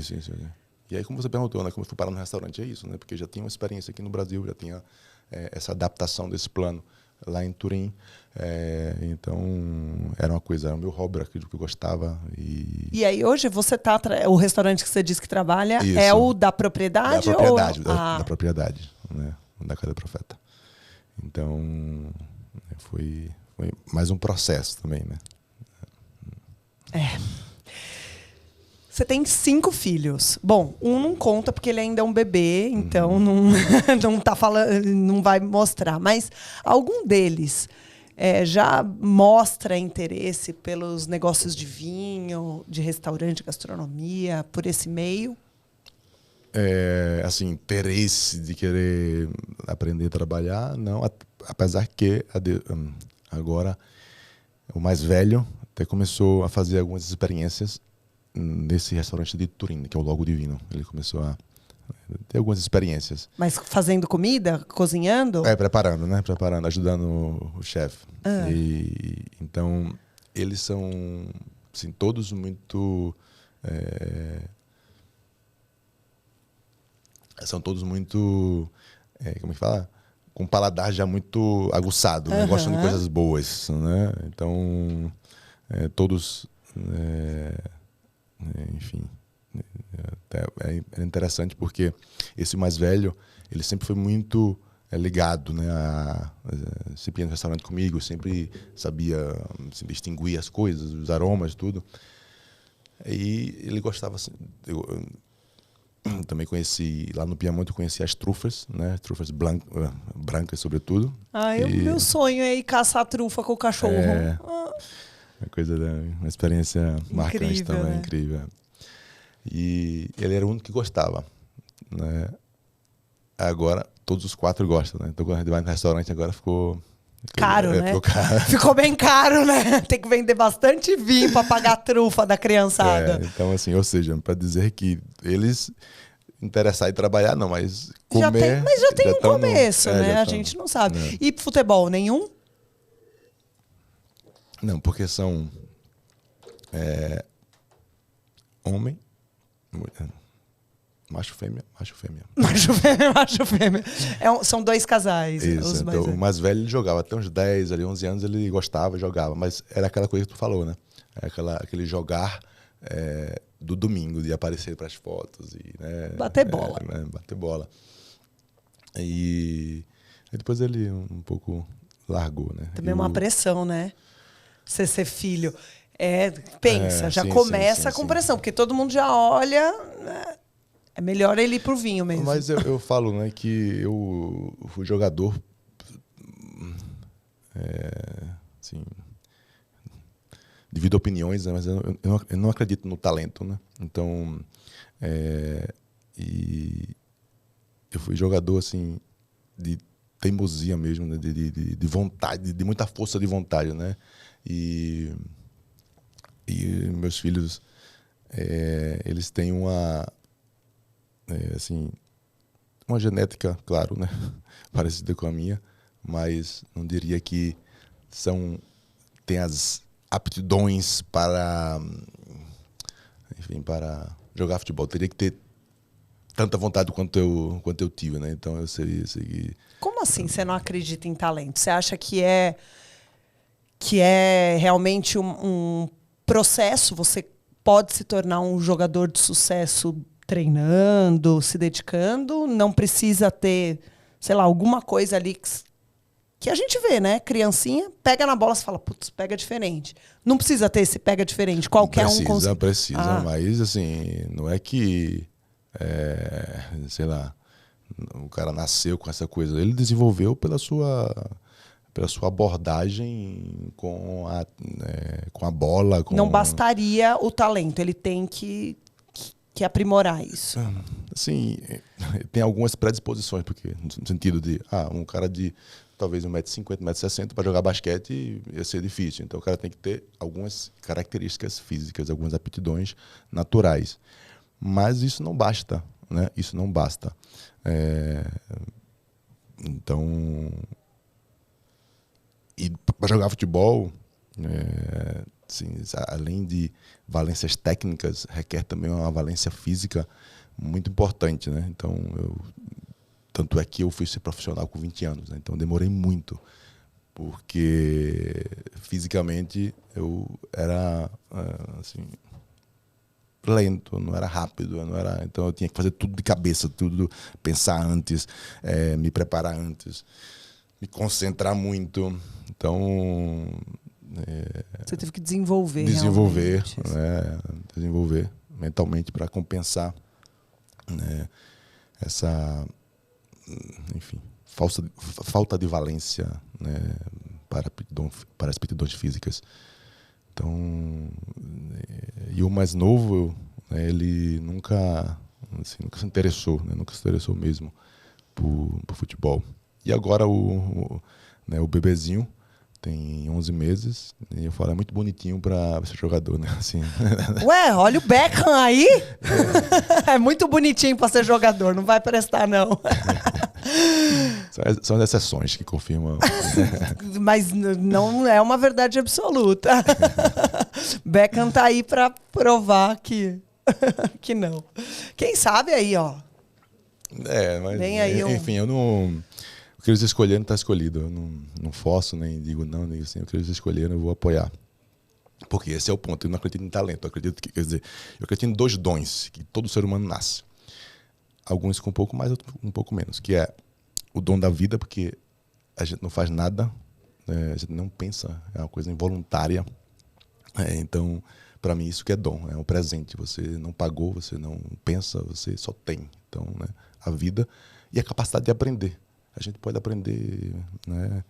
Alguns aprendem mais rápido, alguns aprendem melhor, alguns aprendem em profundidade, mas tudo é base do mesmo dom, né? E quanto mais cedo você tiver a interferência com aquilo que você quer aprender, então você pode ficar bom ou muito bom. Então, é assim que eu penso, né? Então, o que eles quiserem fazer, eu vou apoiar, porque eu acho que é assim que eu vejo. Mas se quiser trabalhar com vinho, serão muito bem-vindos. Vamos aí construir uma história. Você falou um pouquinho de cultura. Desculpa, é porque isso é uma parte também muito importante que me fez apaixonar pelo mundo do vinho, né? Porque eu ia visitar uma vinícola, e, por exemplo, Gaia. Aí você chega lá, aí começou em 1850. Aí o nome do pai era Giovanni. Começou, aí depois o filho era Ângelo. Aí o Ângelo colocou o nome em homenagem ao avô Giovanni, aí depois o Ângelo, Giovanni, e agora o atual é Giovanni. É isso, então a tradução familiar por trás. Sexto Giovanni, mas a tradução familiar por uma trás coisa muito forte. É muito forte, é muito legal e para mim me encanta. Mas como você até falou que é um caminho sem volta, eu acredito que a gente passa um pouco. Depois me conta se não, né? Você disse que o seu filho já está ali tentando algumas coisas com gastronomia, mas que eles têm um paladar bem apurado. Eu vejo os meus filhos, eu sou de uma família que não consumia vinho. Então, não tem uma história, não, almoço de domingo de papai tinha vinho. Meu, não. Meu pai ficava esquentando uma cerveja ali que dava para fazer um miojo. Que ele tomava 2 golinhos, uma caipirinha quando muito, minha mãe. Então, não tinha essa cultura na minha família. Mas aí eu já vejo os meus filhos. Mamãe, o que é isso? Esse é tinto ou é branco? E essa uva? Então, eles fazem perguntas que a média brasileira talvez nem desperte. Então, a gente passa um pouco dessa paixão. Ele vê o nosso interesse, me vê estudando, vê eu e meu marido conversando em casa sobre... E eles ficam ligados, são esponjas, né? Então, essa coisa familiar do vinho, realmente, porque eu acho que a gente passa um pouquinho dessa paixão, como o futebol. O futebol também tem isso. Meu pai teve 5 filhas. Ele era maluco por futebol. Inclusive, que ele não esteja nos ouvindo. Ele tinha um genro dele, ele nunca foi muito com a cara. E a gente acha que era por causa do time. Porque meu pai era corintiano roxo. E o cara era palmeirense. Então, ele fala, esse cara, de vez em quando ele dava umas. E aí a gente fala, pô, é porque o cara é palmeirense. Então já começa com ressalva, pô, o cara é palmeirense. E ele era louco pelo meu marido corintiano. E aí os meus filhos nasceram já com roupa do Corinthians. E, de repente, meu filho mais velho, ele é completamente maluco por futebol. Mais que meu marido, mas é uma coisa, parece que é herdada do meu pai, sabe? Porque as meninas, as meninas as minhas irmãs não têm esse interesse. Eu até tenho uma prima que é louca por futebol, né? Então não quer dizer que é só porque é mulher, mas a gente não tinha esse interesse. Mas os meus filhos têm. Tanto que eles incentivam o meu marido a assistir. Às vezes falam, pai, tem jogo hoje. Aí ele, putz, é verdade. Que ele não lembre, as crianças vão pedindo isso, né? E meu filho teve uma época que virou palmeirense. E aí eu brincava, falava, ainda bem que meu pai já morreu. Porque senão ele ia ficar putaço. Mas aí agora ele voltou a ser corintiano de novo. Então, é isso. O futebol aqui, né? A gente tem uma cultura maluca por futebol. E o vinho tem isso, porque é uma paixão, né? Também. É porque pra gente... A gente desenvolveu, né? Como tu falou, né? Não nasceu num ambiente assim, mas você desenvolveu a cultura. E agora tá passando a cultura para os teus filhos, né? E é engraçado. Porque o pequenininho tem alguns meses só. E outro dia a gente estava no restaurante jantando, ele estava lá. E aí tinha... E quando a gente pega o cálice assim, ele fica muito, né? Olhando, aí olha, tá falando e tal. E aí depois a minha esposa pegou a mamadeira, né, com leite e a taça. Aí ele foi na taça. Né? Ele não é bobo. Isso, ele já vai na taça. Sabe, já tá escolhendo. Calma, é Mateu, né? É, Mateu. Calma, Mateu, mais uns aninhos aí, dá uma segurada, logo mais. Que nasceu na família certa já, né? Você falou um pouco de cultura, a gente está falando aqui de cultura. Tanto que você conheceu o vinho quando você estava na Itália, né? Aqui a gente está começando, engatinhando ainda na cultura do vinho. Como é que você vê o mercado de vinhos do Brasil? Então, você, como uma pessoa brasileira, que foi conhecer o vinho na Itália, se apaixonou, comprou uma propriedade na Itália, convive diariamente com os italianos, com as pessoas que têm o vinho como um alimento, mas está aqui no Brasil sempre. Como é que é isso? Como é que você enxerga? Você vê que a gente tem potencial? Você acha que isso está crescendo? E agora importando, né, os seus vinhos para o Brasil, trazendo seus vinhos para o Brasil, como é que você está vendo esse mercado de vinhos? Eu estou vendo um pouco superficialmente, né? Porque vejo que está em ebulição, assim, né? Eu estou vendo essa ebulição. E, para ser sincero, experimentei alguns vinhos tintos brasileiros que me agradaram. Então, né? Porque antes tinha aquela... Era mais sofrível, né? Era mais difícil. Tinha até um estigma, né? Não, vi um tinto aqui no Brasil, não dá certo. E foi muito legal ver que não é verdade, que está dando certo, né? O espumante já é uma realidade, já está, podemos dizer, velejando aí, né? Voando de vento e popa. E estou contente, só curioso, né? Como eu te falei, não fui ainda visitar uma cantina e eu vou semana que vem. Já coloquei na agenda para visitar. E porque eu estou contente e quero conhecer mais, né? Mas, assim, a visão que eu tenho do mercado e dos amigos, das pessoas que eu tenho na proximidade, é isso, que está realmente em ebulição, crescendo, sendo feitos investimentos. Então, criando-se a cultura, porque antes aquilo... Voltando agora um pouco para o futebol, né? Sempre me perguntam, mas o que você acha dos Emirados Árabes? Isso vai passar daqui a pouco? Eu falo assim, gente, se eles investirem somente nos jogadores, e pode pagar o que for, treinadores, mas se não criar a cultura, 5, 10 anos, o dinheiro ou acaba a motivação de investir.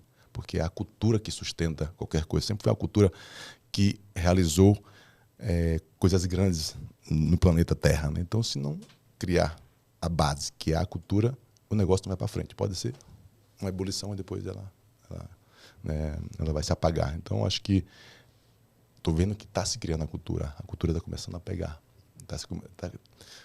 E vocês são as pessoas importantes que estão espalhando essa cultura, né? Até me lembro que eu fui no programa com o Galvão Bueno, e ele também, né, tem a sua produção. Produz, inclusive, alguma coisa na Itália. Isso. Brunello, né? Isso.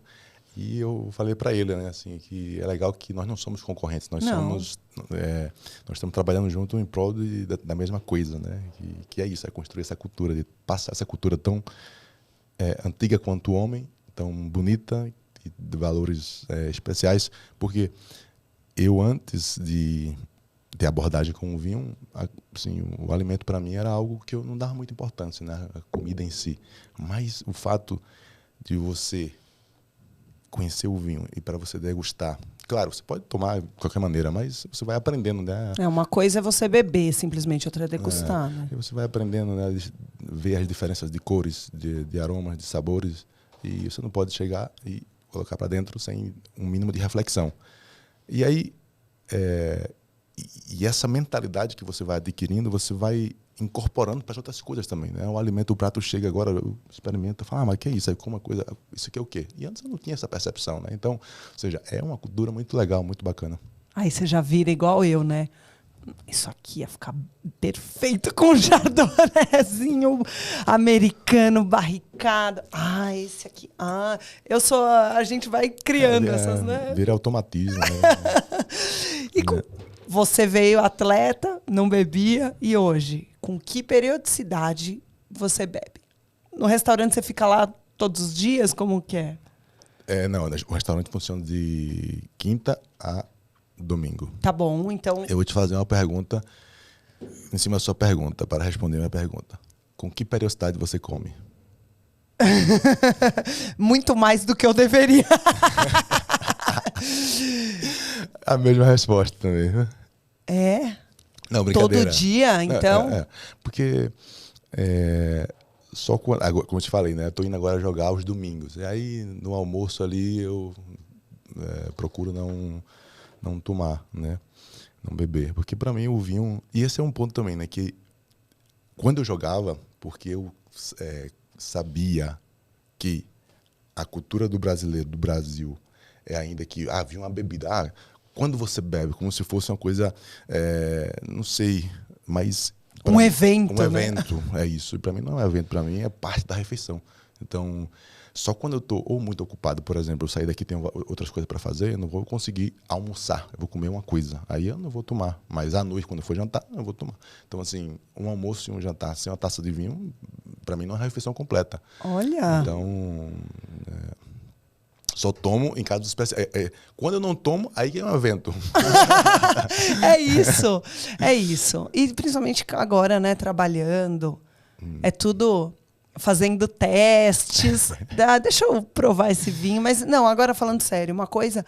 E às vezes, muitas vezes em eventos, eu cuspo. Então, eu tomo... Não aprendi a fazer isso ainda. Mas eu preciso, porque... Feira, né? Ou evento que eu vou degustar 12, 15, 20 rótulos. Aí não dá. Então, ainda assim, mas todas as percepções estão ali na boca, né? No máximo, nos olhos, quando. Então, tudo, você faz tudo até engolir. Então nem precisa. E o pessoal fala: mas você bebe o tanto que você. Geralmente, sim. Se eu tô realmente num evento que eu preciso performar, né? 20 não dá para tomar. O primeiro vai ser de um jeito, o 20º de outro. Mas faz parte do meu dia. Então, às vezes, nem que eu tome uma taça, faz parte do meu trabalho, faz parte da minha vida. E muito legal saber como você pegou mesmo essa cultura. Porque isso é típico italiano, isso é típico, na verdade, do velho mundo ali, né? Então, França, Itália, Portugal, Espanha, enfim. Quem é sua... Tanto é que quando chega no restaurante, 1%, né, acontece, né, lá. E não bebemos, são os siamastemi, né? É estranho, né? Você fala, esse aí é estranho. Respeitamos, mas é estranho. Quando você vai para o restaurante, você pede a comida pensando no vinho ou o vinho na comida? O que você escolhe primeiro, a comida ou o vinho? Uma boa pergunta. Tenho que dizer que depende, mas geralmente, assim, hoje eu tomo muito vinho em taças, né? Dificilmente eu peço uma garrafa.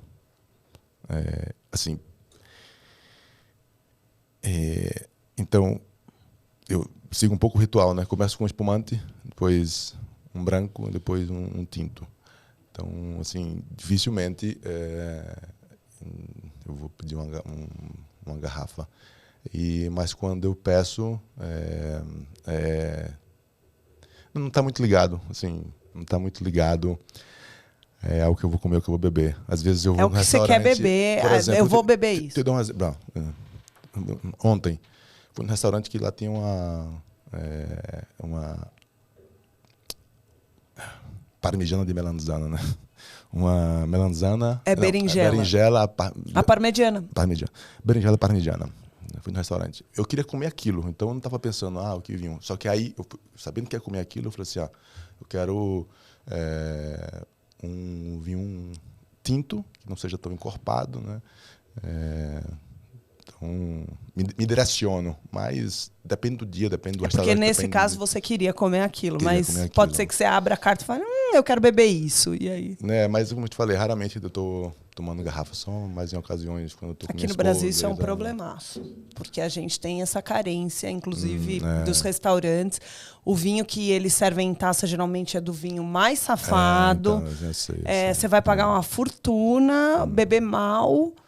E, puxa, eu tenho visto, né, agora com Coravin, os caras em Lisboa, eu fui num restaurante que absolutamente todos os vinhos da carta tinham em taça. E para mim foi incrível, porque aí eu falei, é uma baita oportunidade de eu provar vinhos que eu não ia comprar uma garrafa, né? Então, consegui provar coisas legais. Essa é uma coisa que a gente aqui no Brasil precisa ainda melhorar muito. Essa cultura do vinho em taça, de ter opções legais. Mas eu até entendo também, né? Quando você se depara com os impostos exorbitantes que se paga. E se você não abre e ninguém toma, aí tem muito a ver com a nossa cultura também, né? Putz, você abrir uma garrafa para tomar uma taça, você vai perder o restante da garrafa. Então, esse custo tem que estar embutido. Então, também tem a ver com a nossa cultura de talvez não tomar vinho, mas ainda se tomar a garrafa e não a taça, enfim, né? Tem toda uma discussão aí. Dificulta um pouco mais também, né? Mas eu acho que, assim, realmente os impostos... Porque te falo isso porque me surpreendeu muito, né? É engraçado que o meu contato com o vinho foi o vinho italiano, depois o francês e tal. Então, aí depois eu conheci a minha esposa na China, como estava te falando antes. E aí ela tomava pouco. Hoje ela toma também comigo, né? Sempre. E um vinho, falava sempre para ela, não, Pinot Noir para mim, eu preferi Pinot Noir e tal. Aí nesse momento a gente se conheceu, ficamos um pouco distantes, depois ela veio morar comigo aqui no Brasil. E quando ela veio para cá, a gente ia nos restaurantes e pagava, se falar, Borgonha, pagava R$400, chegava a pagar R$500 numa garrafa de Pinot Noir da Borgonha. E ela não gostava. E eu também não gostava. Aí eu falei, não é possível, né? Porque você vai pelo preço, né? E você fala, pelo menos isso aqui vai ter uma qualidade... Sim. Ou seja, o meu ponto é que para você tomar um vinho de qualidade, uma qualidade média, italiano ou francês, você tem que pagar aqui muito caro mesmo, né? Então, esse bendito ou maldito imposto, ele complica a nossa vida. Você morou fora, aí você perdeu a... Mas é isso, faz parte, fato. E agora, trazendo o vinho, né? A gente se choca. A gente se choca quando a gente viaja. Aí o movimento é o inverso do brasileiro. Aí a gente vai, sei lá, viajar para a Europa e pensa, vou tomar esse vinho por esse valor no restaurante, que a gente sabe que não é o valor, né, que você compraria na loja. Você fica super empolgado, né? Fala, tô pagando muitas vezes a gente paga muito mais barato no vinho do que no suco de laranja. Então, o vinho é isso. Você não é explorado. E aqui no Brasil também tem uma questão muito importante. Até estava discutindo esses dias com relação à taxa de rolha, né?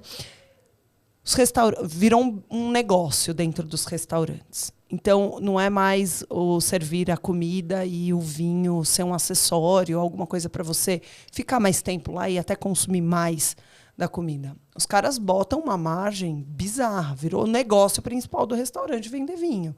Tanto que me surpreendeu esses dias, alguns restaurantes estão cobrando R$200 de taxa de rolha.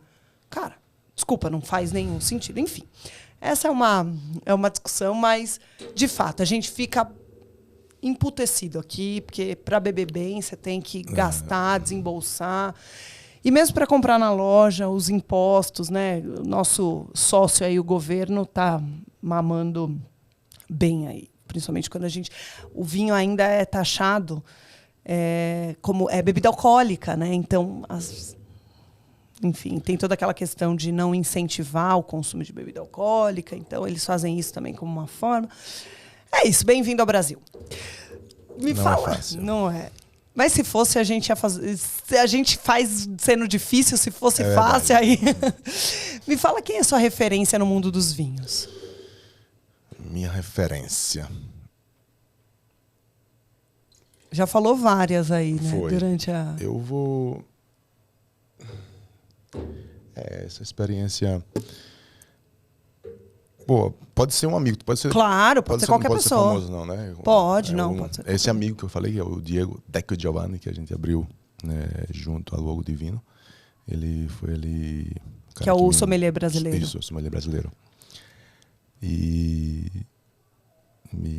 fizemos muita coisa assim juntos, né, de visitar, de aprender com ele, enfim, foi uma referência grande. Depois da referência, assim,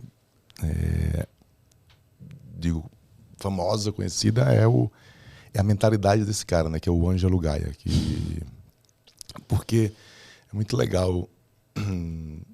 Geralmente o italiano e o piemontês ainda mais, eles são muito, assim, fechados, né, como eu falei, né, são muito fechados.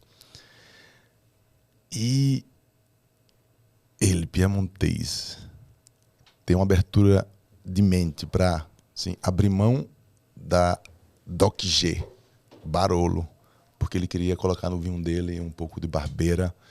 Eu falo, esse cara é fora da curva, né? Mas ele pode fazer isso, porque vende tanto quanto Barolo, se não mais. Não, calma aí. Eu tô falando disso.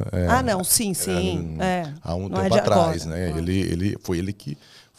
Assim, a vinícola tem mais de 100 anos de existência, mas foi com ele que ganhou essa né, preponderância, essa importância, né, mundial. Então, assim, eu acho esse exemplo para mim é fantástico, assim. Então, é uma referência de que você fazer o que você acredita, às vezes, não seguir ali E essa é a magia do vinho também, do mundo do vinho, né? Que encontrar pessoas assim que fazem essas coisas que não vai de acordo, em linha com o consenso, né? Com a opinião comum. Tenho como referência essa atitude. Legal, é isso. É o seu Nebbiolo, em breve. Que não vai ser um Barolo, mas pode ser um baita Nebbiolo. Isso. Legal. Se você tivesse que escolher branco, tinto, espumante, rosé ou fortificado? Espumante. Espumante? Olha só. Champanhe. Não é fácil, né? Porra, aí também, né? Bobo. Champanhe não tem pra ninguém. Se tivesse que escolher... sobretudo nesse momento aqui, assim... champanhe pra mim tá aí no pódio, em primeiro lugar. E tem projeto de fazer alguma coisa de espumante? Até tenho. Uma ideia, assim, não muito clara ainda, mas por gostar tanto, né? Eu legal. Sempre alimento essa ilusão. E Franciacorta também é bem legal. Bem legal, sim. Também tem não sei se você conhece o Alta Langa, que é o espumante do Piemonte. Não, nunca tomei. Da próxima vez você pode me trazer também uma garrafa. É legal? Legal. E qual é a uva? É uva Chardonnay? Igual, Pinot Noir Chardonnay. Ah. Pinot Noir Chardonnay. Enfim. Eu adoro os espumantes. E a gente tá falando de chuchu e banana, duas coisas completamente diferentes. Mas eu também adoro Prosecco. Prosecco tem o seu lugar, né, bem mais leve. Uma coisa é o champanhe, com toda a complexidade, todo o corpo que eu espero, porque eu não gosto daquele champanhe mais aguadinho, não. Eu gosto de corpo. Se é para tomar champanhe, eu quero sentir ali, né, a autólise, quero panificação e tal, quero corpo, adoro champanhe que tem mais Pinot Noir, porque eu gosto de corpo. Mas o Prosecco, para mim, tem um lugar, gosto super de Franciacorta, adoro os espumantes nacionais, eu acho que a gente tem coisas incríveis aqui. Ai, não sabe, devia ter pensado, numa próxima vez, vou te dar um espumante que eu amo, que é bem legal, que é nacional, enfim, gosto dos espalhados por aí, mas champanhe, né, gente? Aí não dá para competir. É que você colocou, assim, tem que escolher. Isso, primeiro. Tá certo. Mas também sou de acordo, eu gosto muito. Mas é engraçado também, interessante, porque antes, para mim, o espumante, ele tinha uma barreira também, um bloqueio. Eu não tomava muito, até ano passado. Por causa da levedura, né? Assim, por exemplo, cerveja. Eu não suporto cerveja por causa daquele aroma forte da levedura. E assim, eu realmente não suporto, né? E o champanhe tinha um pouco daquilo, né? O champanhe espumante, no caso. E aí, então, eu tomava só na hora de fazer ali o brinde e tal, né?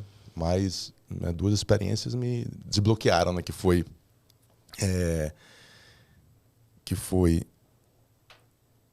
ano passado fazer um churrasco. E esse meu amigo, né, o Diego, ele foi e trouxe a gente fez fazendo churrasco beira da piscina, foi abrir um espumante. E aí eu falei, esperando um barbeira, um vinho mais estruturado, né? Ele trouxe. E demais. Aí eu falei, nossa, que legal e tal. Gostei muito, né? E aí depois, logo em seguida, eu fui fazer uma visita em Champagne. Aí meu amor, acabou.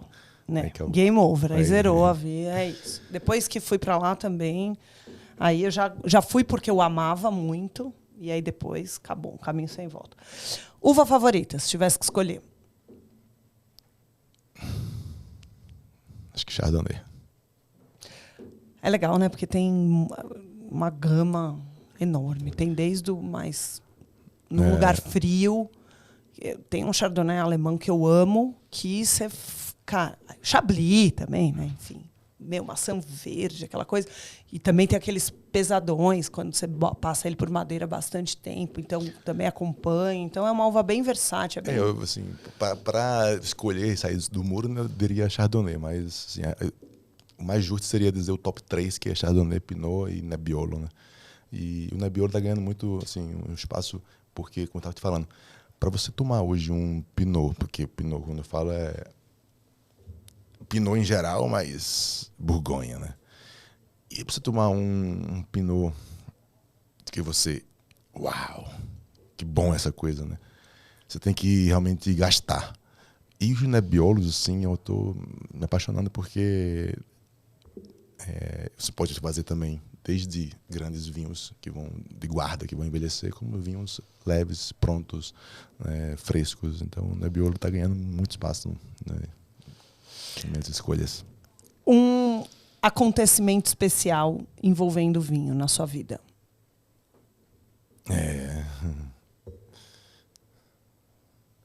Foi tomar até um gole, gente. Tô com medo. Ele foi pensar. Não, essa daí é fácil, porque eu tive, assim, a sorte de visitar Domaine de la Romanée Conti. Ai. E até aquele momento eu não tinha coragem de pagar mil euros,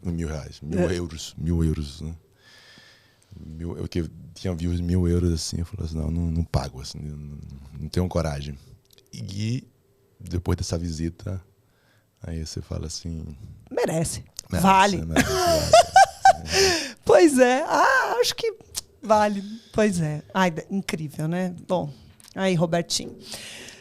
Com quem você gostaria de dividir uma garrafa, bater papo, conversar? Pode ser alguém que já morreu, ou uma personalidade, ou qualquer pessoa. Pode viajar aí. Pela idade de profeta, pode ser Jesus? Você ia querer? Pensa. Aquele vinho transformado, né? A água que foi transformada em vinho. Aquele vinho devia ser... Você sabe que o vinho naquela época não era como a gente conhece hoje. Você ia se decepcionar. Você ia querer bater um papo com Jesus? Eu não ia. Pensa você falar assim para Jesus. Prova aqui, ó. Esse Efraim, né? O cara fazia vinho! Ele transformava água em vinho. Pô, ia ser um papo. Não, assim, como eu te falei antes, eu amo a Bíblia, leio enfim, e amo as palavras, as histórias. Então, se poderia ser qualquer um, sim, qualquer pessoa que já viveu, então, escolheria o mestre. É isso, tá vendo? Cara de atitude. Vai com o concorrente, né? O concorrente. Tô brincando. Que vinho não falta na sua adega? Aquele vinho que se você abre, você já fala, putz, preciso comprar mais um. Pode ser um estilo ou um rótulo específico?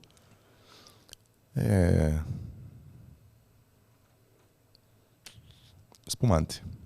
Qualquer que seja. Sim. Tem que ter. Tem que ter. Que vinho está na sua lista de desejos? Romanée Conti. Mas mesmo já tendo tomado, tá sempre na lista de desejos. Eu tem um restaurante lá na Itália, né, que tem um Romanée Conti 2010. Já fiquei de olho nele. Custa a bagatela de uns 25 a 30 mil euros. Ai. Aí eu falei assim, eu tive a ideia, né? Eu falei assim, porque eu conheço o chefe do restaurante, eu falei assim, cara, será que ele toparia eu ir pagando assim?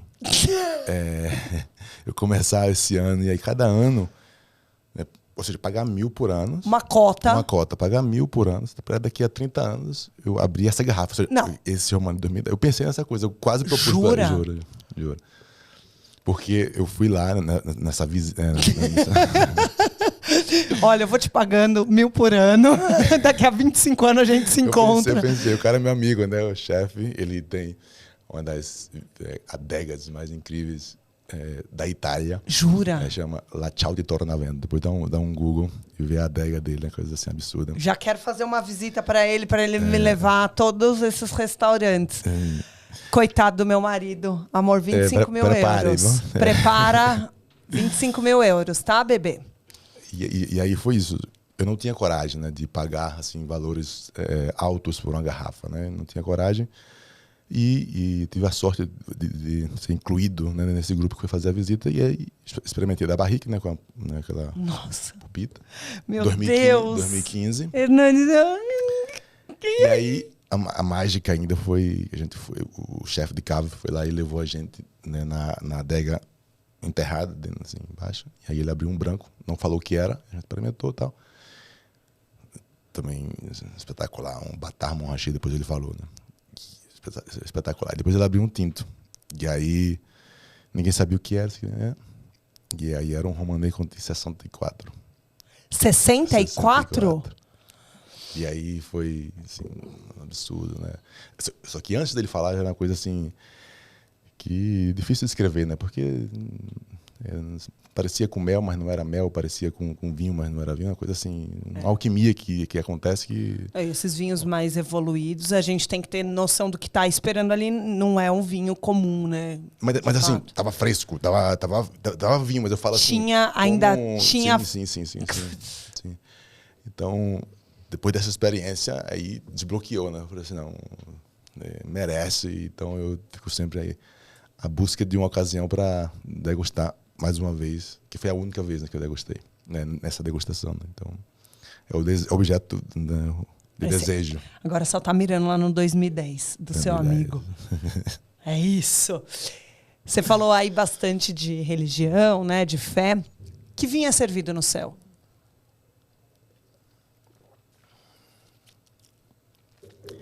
Olha, você falou que o vinho não era o mesmo de antigamente. Eu não sei se eu sou muito de acordo, porque no sentido de que o vinho que eu fiz lá no terraço... Na sua garagem, né? Não, foi no terraço Na mesmo, varanda. Na varanda. Não teve intervenção nenhuma, né? A não ser a levedura, né? Para iniciar o processo de fermentação, né? Então, eu não acho que seria muito diferente disso, o vinho de antigamente, né? Então, acho que é esse. O vinho que é servido no céu é esse. É o vinho do milagre, vinho, da água? É o vinho...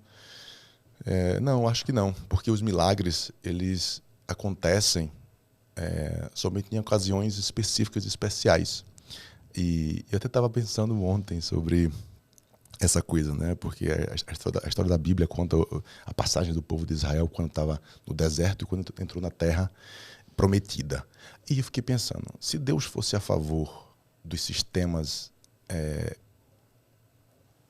igualitários, quando o povo de Israel chegou na terra prometida, o maná que caía do céu, o milagre que eles tinham todos os dias, todo mundo comia a mesma comida, não teria cessado, teria continuado, porque seria igual para todo mundo. Mas quando eles entraram na terra prometida, o que aconteceu? Cada um ia plantar, cada um ia colher, cada um ia comer aquilo que plantou. Então, se você plantou morango, ia comer morango. Se plantou pouco, ia colher pouco. Então, eu fiquei pensando, né? Eu falei, ou seja, os milagres, as intervenções divinas são para ocasiões específicas, né? Na normalidade, a natureza já é um milagre. Né? A nossa vida, né? A nossa vida já é um milagre, já está tudo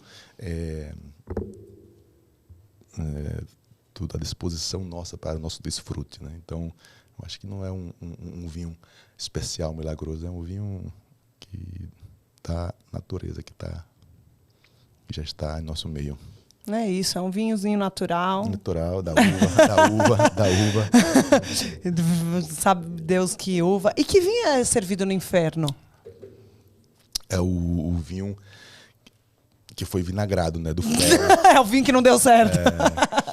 Do amargor, do ódio, da incompreensão, do preconceito, da ignorância ignorante, né? Então, é isso. Muito bem. Agora a gente está indo para a parte do bate-bola.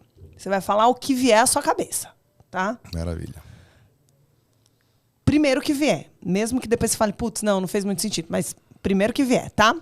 Um vinho que você vai levar para um restaurante sem ter certeza do que vai comer.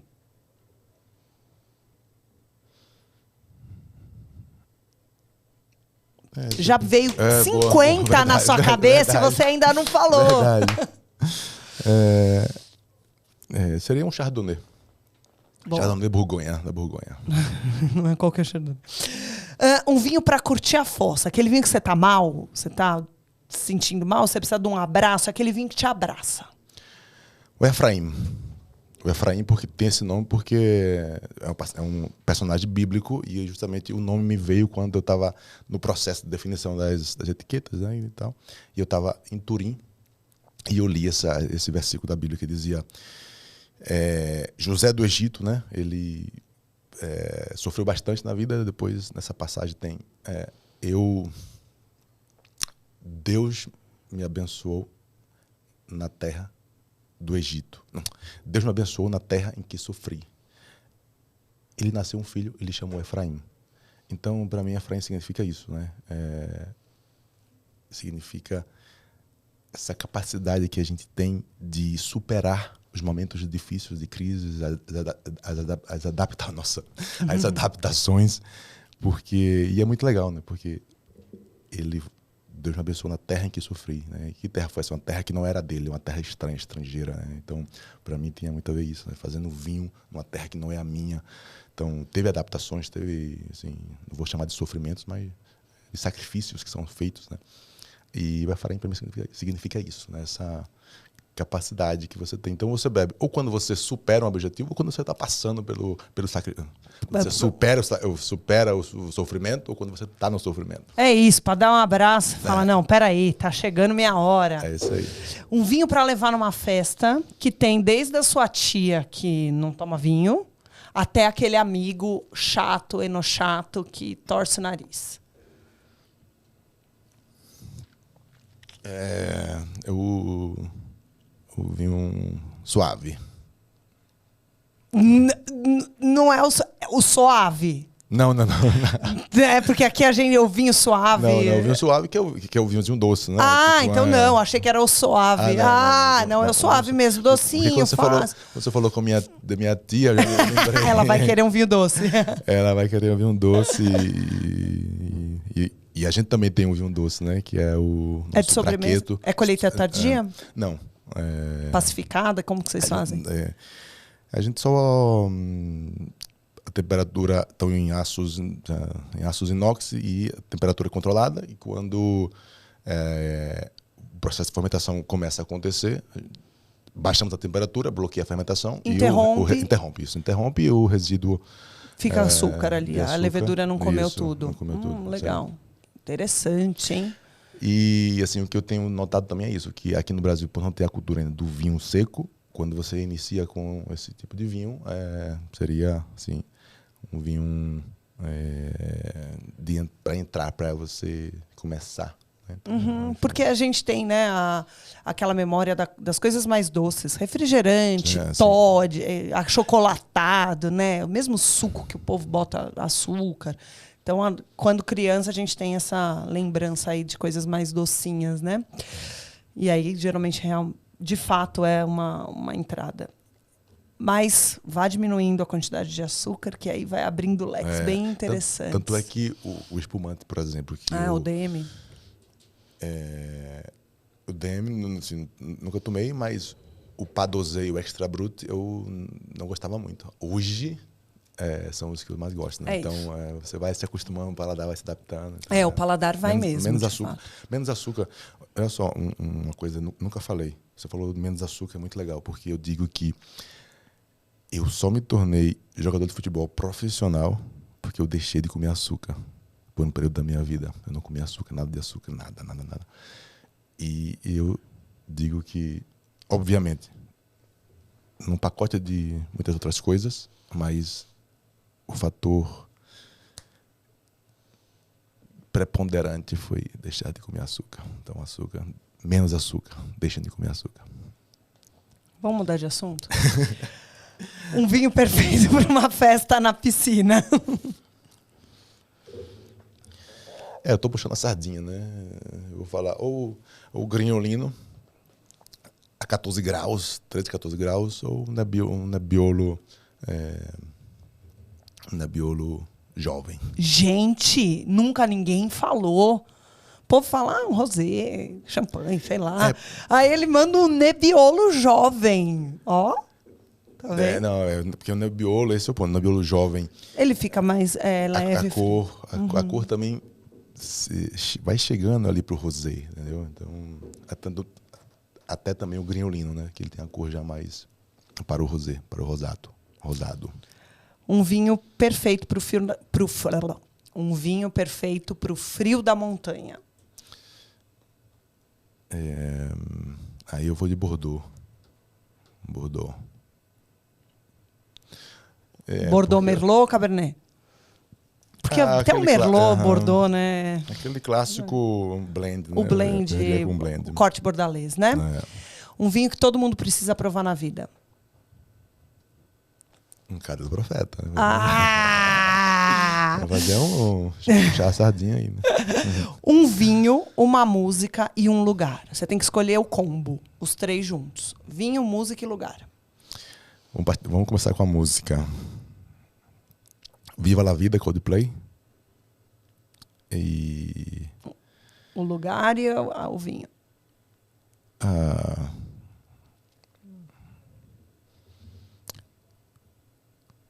Casa do Profeta, né? Assim, seu lugar perfeito. Lugar, debaixo da árvore, que tem uma árvore que é, nossa, fantástica.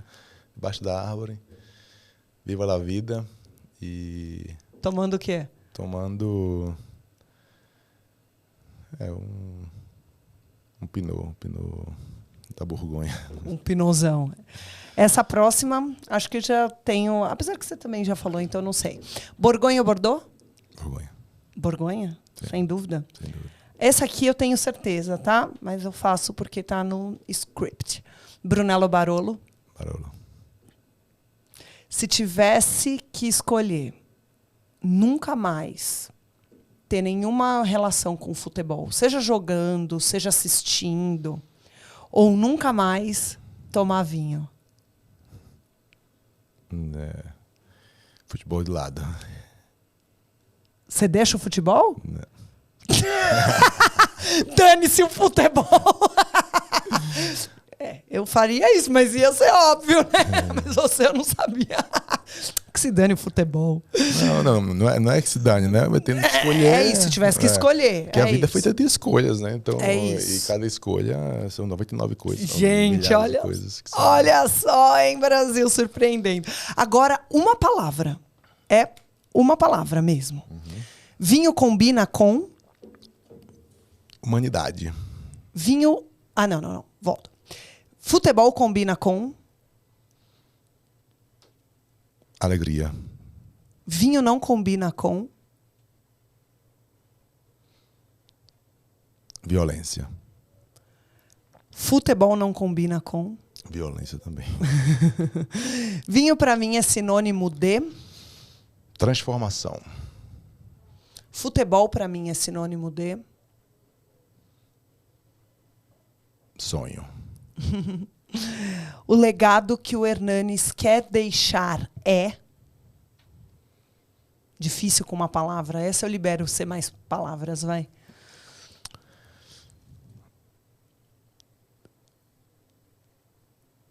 É superação, né? Determinação. Acho que eu iria nessa pegada. Meu legado é esse, superação. De não conformismo, de não aceitar tanto as coisas que a gente pensa que é ou nos disseram, mas ir lá e testar. E coragem. Mas não uma coragem violenta, mas uma coragem de atitude, da busca pela vida, pela excelência, pelo aquilo que você acredita. Uma coragem. Muito bom. Para a gente terminar, uma dica para quem está começando a beber vinho, se encantando. Uma dica que você daria hoje para aquele Hernani lá que provou o vinho e falou: pô, esse negócio aqui não botaram vinho, não botaram álcool. Quem está começando aí no mundo dos vinhos. Minha dica é, como eu falei, a vida é 95% prática e 5% teoria. Então, abre a garrafa e deguste. E beba. Sempre com moderação, mas beba. Só vai! Só vai. Que delícia de papo. Eu ficaria aqui 50 horas só batendo papo com você, mas é o seu momento de olhar para a sua câmera, mandar um recado, agradecer, mandar um beijo, enfim, agradecer as pessoas que estão assistindo, sua família, o Enzo. Enfim, é Diego, né? Diego, enfim, é seu momento agora. A câmera é sua. Não, primeiramente, obrigado pelo espaço. É sempre muito bom falar sobre vinho, falar sobre a minha vida, sobre a minha história. Espero que seja edificante, transformadora, que quebrem alguns paradigmas, alguns estigmas, né, que às vezes o mundo do vinho, a cultura do vinho traz sobre as pessoas.